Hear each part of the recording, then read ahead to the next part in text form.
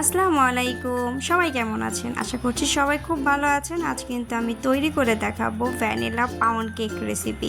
আশা করছি সবার খুব ভালো লাগবে। ভালো লাগলে অবশ্যই আমার চ্যানেলটিকে সাবস্ক্রাইব করে আমার পাশেই থাকবেন। তো আজকে কিন্তু আমি কেকটা রেডি করব 3টা ডিম দিয়ে। তো আমি কিন্তু 3টা ডিম খুব ভালো করে কিন্তু ফাটিয়ে নিচ্ছি। এখন আমি একটি হ্যান্ড বিটার দিয়ে খুব ভালো করে কিন্তু আমি বিট করে নেব। তো দেখতেই পাচ্ছেন আমি একটি হ্যান্ড বিটারের সাহায্যে ডিমের একটি ফোম রেডি করব। তো আপনাদের হাতের কাছে যদি হ্যান্ড বিটারটা না থাকে একটি হুইক্সের সাহায্যেও এই কাজটা অনায়াসে করে নিতে পারেন, এতে করে একটু সময়টা একটু বেশি লাগবে। এখন আমি অ্যাড করব চিনি। এখানে আমি হাফ কাপ চিনি দিয়েছি, আর চিনিটা কিন্তু আমি খুব ভালো করে পাউডার করে নিয়েছি। এতে করে দেখা যাবে কেকে চিনির দানাটা না একদমই লাগবে না। এখন আমি দিয়ে দেব বাটার। আমি এখানে বাটার অ্যাড করছি হাফ কাপ। আপনারা চাইলে বাটারের পরিবর্তে এখানে সয়াবিন তেলটাও দিতে পারেন। তারপর আমি 1 চা চামচ ভ্যানিলা এসেন্স দিয়ে খুব সুন্দর করে কিন্তু বিটার দিয়ে আবারও সমস্ত ইনগ্রিডিয়েন্টসগুলো মিশিয়ে নিয়েছি। এখন আমি শুকনো যে উপকরণগুলো আছে সেটি আমি একটু চেলে নেব, এতে করে কেকটা কিন্তু খুবই সফট হয়। তাই অবশ্যই এই স্টেপটা ফলো করতে হবে। আমি 1 কাপ ময়দা নিয়েছি, 1 চা চামচ নিয়েছি বেকিং পাউডার, আর 1 টেবিল চামচ নিয়েছিলাম কর্নফ্লাওয়ার, সামান্য একটু পরিমাণে লবণ।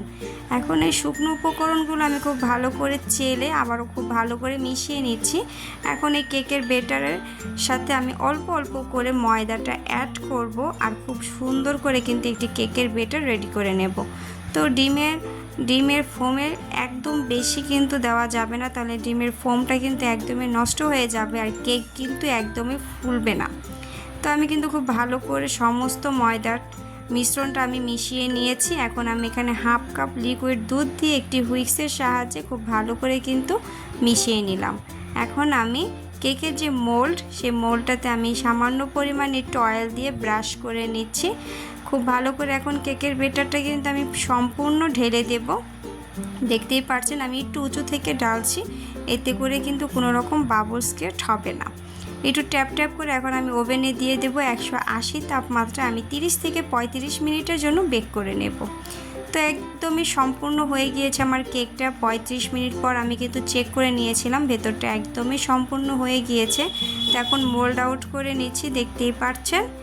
আর এই কেকটা বানানো খুবই সহজ, খেতে খুবই দুর্দান্ত মজা।